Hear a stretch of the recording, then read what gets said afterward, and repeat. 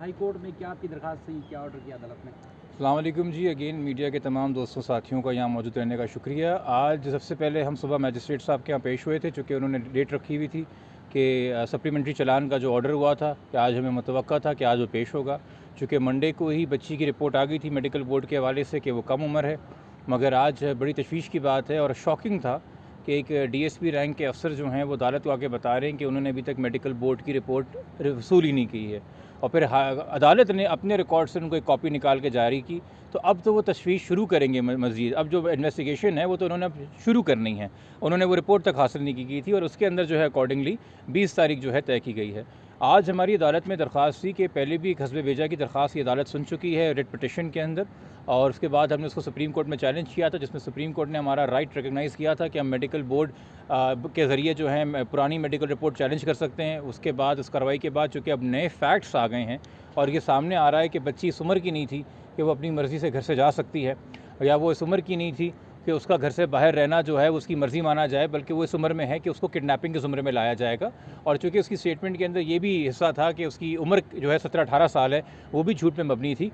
तो इस नए फैक्ट्स की रोशनी के अंदर हमने दोबारा से हस्बे भेजा की एक रिट पिटिशन जो है अदालत के सामने रखी है, जिस पे अदालत ने आज समाअत करने के बाद, हमें सुनने के बाद, चूँकि वो एक तरफ़ा पहली हियरिंग होती है, उस पर नोटिस इशू कर दी हैं और 21 तारीख के लिए जो है हाई कोर्ट ने इस मुकदमे को अब दोबारा अगली पेशी के लिए फ़िक्स किया है। सर ये बताएं कि जो तफ्तीशी अफसर की जानिब से आज अदालत में ये मौक़िफ़ अपनाया गया कि उनके पास तो मेडिकल रिपोर्ट भी नहीं है। आज ज़हीर के वकील भी अदालत में पेश हुए, तो वो कह रहे थे कि ज़हीर मुलज़िम नहीं है और पुलिस को मतलूब ही नहीं है। देखिए, इस पे बेहतर है कि आप उनसे राय लें।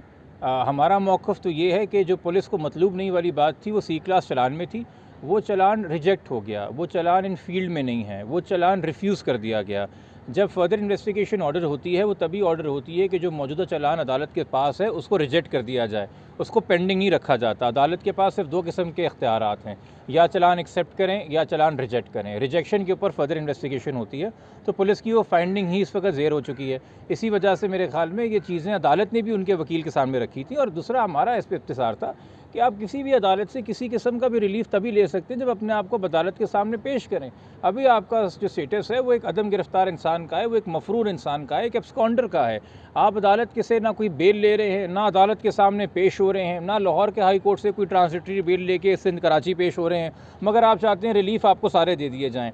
तो ये देखिए, अदालतें जो हैं वो यकीनी तौर पे इंसाफ की फराहमी के लिए हैं, मगर फरमाइशी प्रोग्राम नहीं है।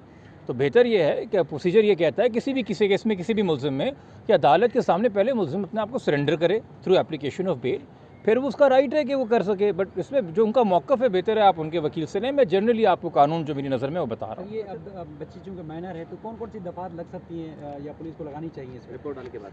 देखिए, एज स्पेसिफिक ऑफेंसेस जो हैं, मैंने पहले भी आप लोगों से जिक्र किया था कि किडनैपिंग अंडर 16 बच्ची अपनी मर्ज़ी से घर से बाहर नहीं जाती। उसको अगर कोई बुलाता भी है, कोई ऐसा नहीं है कि बच्ची घर से बाहर निकली थी, वो किसी ज़हीर नामी इंसान को नहीं जानती थी और फिर बाहर निकल के उसका टकराव हुआ एक इंसान से, उसने उससे शादी कर ली। ये बात वाज़ेह है, मुल्ज़िम के अपने बयान में भी है कि उसके इल्म में था कि बच्ची घर से बाहर आने वाली है।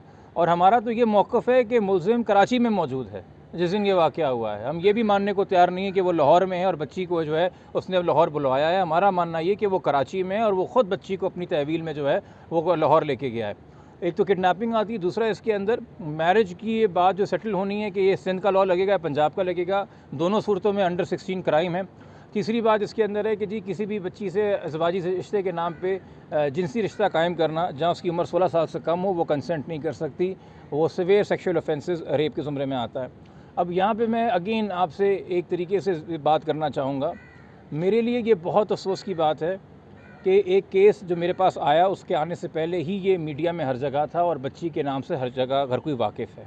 अब जब बच्ची कम उम्र आई है तो इसके बाद जिन किस्म के सेक्शंस का इतलाक़ होना है और तफ्तीश जो रुख लेगी, उसके बाद बेहतर तो ये है और बेहतर ये होता कि बच्ची की आइडेंटिटी गुप्त रखी जाती और राज़ी रखी जाती। मैं ये बार बार कह रहा हूँ कि देखिए, केस ख़त्म हो जाना है, चाहे किसी के भी हक़ में ख़त्म हो, बच्ची का पूरा मुस्तक़बिल उसके आगे है।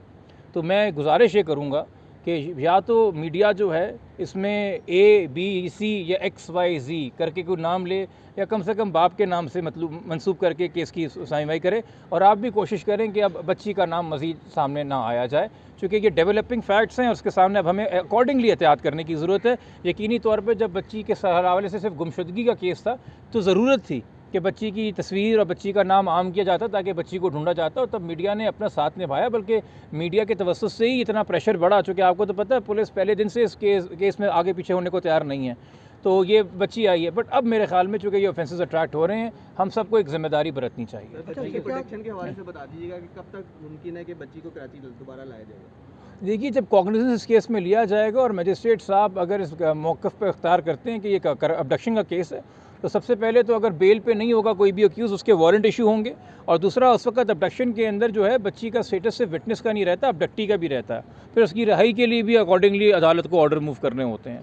तो हमारी वो दरख्वास्त हाई कोर्ट के सामने भी है कि हस्बे बेजा की दरख्वास्त में वो भी किसी की प्राइवेट इलीगल कस्टडी से बच्ची को प्रोड्यूस कर सकते हैं, और हमारी ये दरख्वास्त जो है वो मजिस्ट्रेट साहब से करेगी। क्या कहेंगे तफ्तीशी ऑफिसर पे आपका पहले भी एतराज़ था, अब दोबारा वही तफ्तीशी ऑफिसर हैं, तो अभी भी आपने कोई दोबारा दरख्वास्त देंगे? अब उम्र आ गई है, बच्ची की रिपोर्ट भी आ चुकी है, अब क्या दोबारा हमने 30 तारीख को 17 तारीख के बाद फिर बीच में हम अदालत भी गए थे, और फिर 30 तारीख को हमने दोबारा एक दरख्वास्त मूव की, और अभी भी जो आज आपके सामने व्यू था कि कौन सा पाकिस्तान का सहाफ़ी है जिसने मेडिकल बोर्ड की रिपोर्ट मौसूल नहीं की, मुझे नाम बता दीजिए।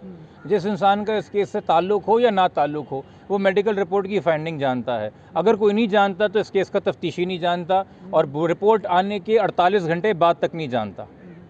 तो ये एक सवालिया निशान है। मैं फिर कहूँगा, मेरी समझ से ये बालातर है कि एक DSP के पीछे जो कि अपना प्रोटोकॉल तोड़ के, आज भी मुझे पता चला जब मैं अदालत से निकला कि पीछे पूरे मीडिया से IO साहब मुखातिब हुए और उन्होंने अपना व्यू दिया है, तो ये एक DSP साहब के पीछे जो बार बार प्रोसीजर और प्रोटोकॉल और डिसिप्लिन तोड़ रहे हैं, सिंध पुलिस क्यों बदनामी मोल ले रही है? सिंध पुलिस क्यों सवालिया निशान खड़ा कर रही है?